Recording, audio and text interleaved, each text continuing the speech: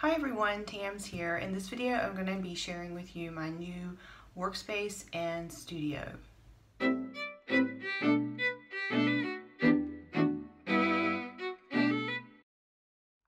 Now I have been working on this for about 2 months. It took a lot longer than was anticipated. I had no idea it would take so long because I did not go out and buy a whole bunch of new stuff. I didn't have anything custom built.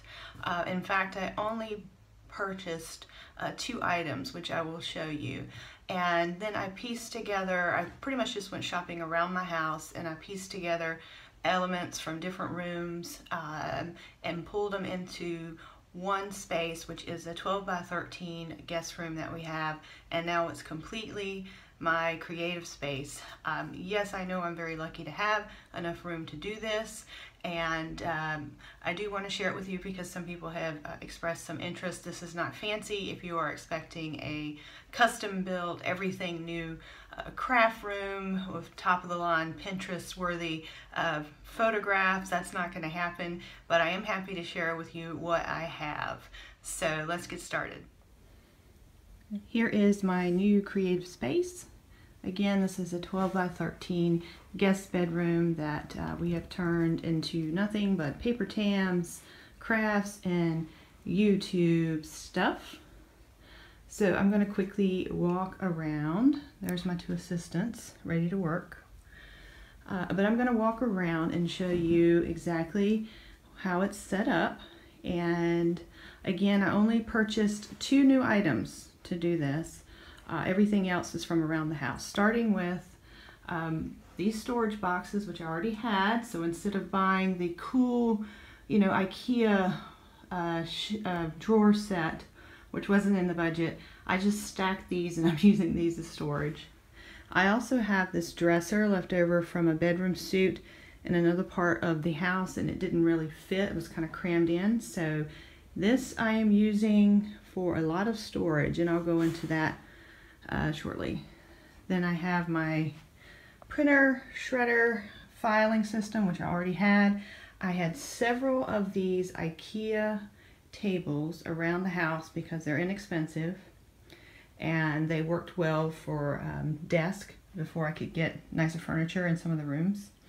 So the only thing I did have to buy in the holdup of this entire project was this corner piece to connect everything. It took us 3 trips to IKEA to get this. First trip, it didn't fit in the vehicle that we had. Second trip, they were out of the white. Third trip was a charm. We finally got that in and installed this weekend, so woohoo. I'll quickly just pan around. Again, you can see the tables are connected, and then they connect to my old letter writing desk from when I was a child. So I pulled this in from another room, and then I had these little storage shelves and things from closets and on top of tables in an old craft room.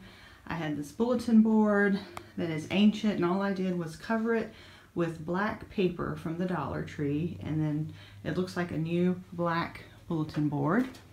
And then coming on around here, I have this was like a breakfast bar and the family room, which was kind of awkward and not working for us. So this gives me some more workspace. What I found is that I needed a couple of different workspaces. I needed a space to do overhead videos for YouTube, which I can do here, and there's my tripod back there. And then I needed a workspace to be working on current projects, which that's this one here, and I just put down a piece of paper to help protect the surface because I get really messy. There is the famous Artist Way, which I think is really funny. I've had this for about 2 years. My neighbor gave it to me. She's an artist. This is her original book and then a kit that came with it.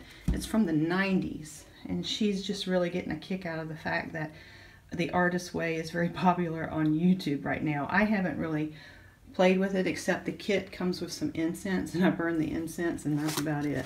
But I know everybody's doing that, and I'll have to give it a shot sometime this year. So whoops. I also want to show you back here behind the door. This is a very much, I think people have seen this, but I did the Dollar Tree shoe tree to put little supplies in. That's a really neat trick. I've seen it everywhere on Pinterest, YouTube, but that comes in handy, just $1. Okay, so the things I bought, like I said, I bought the corner piece, and then I bought this basket down here, and that houses my lighting kit and some tripods and just some filming equipment, because it gets everywhere and it's messy and I needed a neat place to put it. So let's go around the room real quick. Again, printer, shredder. This is my little treasure box, and these are little bits and bobs that I just like the way they look, and this is fun. You know, when you buy craft supplies, you can't buy just one. They'll give you 20 if you need one, and then you have 20 others. But yeah, I thought they were pretty in here. Then I have a little plant. Okay. There is my letter writing on the go station. I've done a video on that, and I'll link it below if anyone's interested in that. This is my computer station, and just filing and things like that go there. A little beautiful little blue and white piece that was sent to me by a pen pal, and I like to just stick little things in there. Again, my current project working area.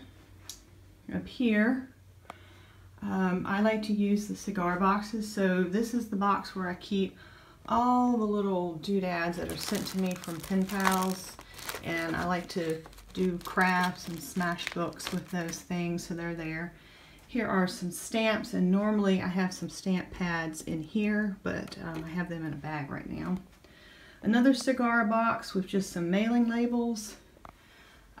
Baskets with how I file my pen pal letters.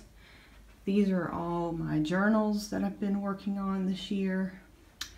I also like to feature family crafts, and these are laces made by my great aunts. My mom had them framed. I think they're very pretty. Pins. All these little drawers just have like refills and things like that. This is a little box I made to store vintage stamps, so you don't have to buy anything, you can just make stuff, at least I do. Now, my letter writing desk here houses all of the items I need for paper tams, letter writing kits, and things like that, so it's not the neatest thing, but I will show you my stamp drawer, which is a lot better now. So this is where I keep all my wooden stamps now, so that's a lot better. Alright, so now, again, bulletin board. I have a whiteboard here, my filming workstation, and this was a great find. I wanted the industrial paper roll and cutter, and it was very expensive. It was like 50 bucks, but I needed a paper to put down on my work surfaces, and I found this in the IKEA kids section for about $10, and it's so cute, and it works just fine. Alright, and now I'm going to show you what's in this dresser drawer here. And before I forget, here's the Rascog cart that everyone has. Mine's not all that great. It just has what I need at my fingertips. So, again, I don't have anything very Pinterest worthy in this video. So let's move on to this. Alright, the top drawer is where I keep my washi stash, the bulk of it. And you can see I have room to grow, which is a little dangerous. Okay, this next drawer is where I keep all my envelopes for doing mail art. And some note cards. You can see I've got quite the stash there. Oh. The third drawer is where I keep individual stationery sets. There you can see that. And then the fourth drawer is where I keep tags and bags and just extra things, twine and things to make gifts and mail art with. And then the bottom drawer is empty, so there's room to grow. So that dresser really came in handy.